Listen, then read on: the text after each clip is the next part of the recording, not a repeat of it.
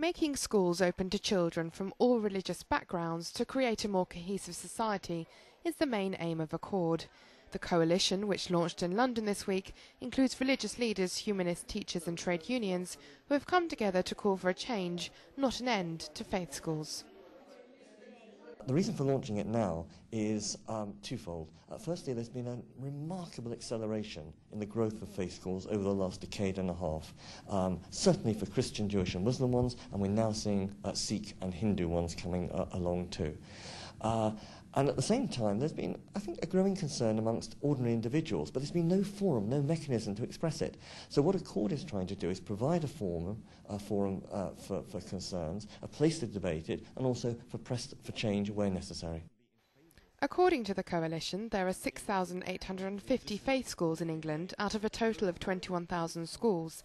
Key to the campaign is a non-discriminatory admissions policy to all schools, accompanied by an objective and balanced syllabus. There are some specific goals in the short term. For instance, we want to make sure that at faith schools, yes, of course they teach their own faith, but they learn about other faiths as well. So we want to make sure that RE is part of the national curriculum, whereas at the moment it isn't. And not only that, schools can opt out of teaching anything about other faiths or other traditions, and what's more, they're not fully regulated in the way that they are for French, Latin or history or any other subject. So we want to improve on what the children learn. Accord have also highlighted restrictions surrounding staff at faith schools and have called for new recruitment and employment practices that do not discriminate against teachers and non-teaching staff. The discrimination that is allowed through legislation for faith schools to practice is around the employment of teachers in various faith schools across the nation.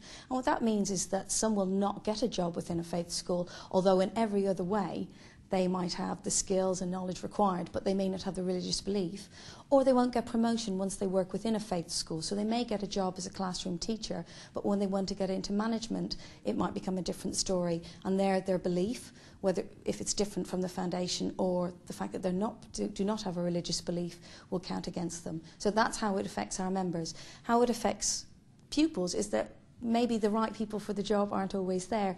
And of course, is it a good example that they're surrounded by discriminatory practice? We don't think so. Regardless of religion, culture or family income, Accord want to give all children equal access to the best possible education in good local schools. Children are not growing up in isolation, or at least we hope they're not. We want them to be part of society. And, you know, speaking as a rabbi, I value faith, and I work very hard to transmit it to my community and my children and so on. So this isn't an anti-faith campaign, but we're trying to make sure that faith schools are tolerant and transparent. And it's precisely because we're a multi-faith society that's important. Over the coming months, Accord will continue its campaign to push for schools that respect everyone and disadvantage no one.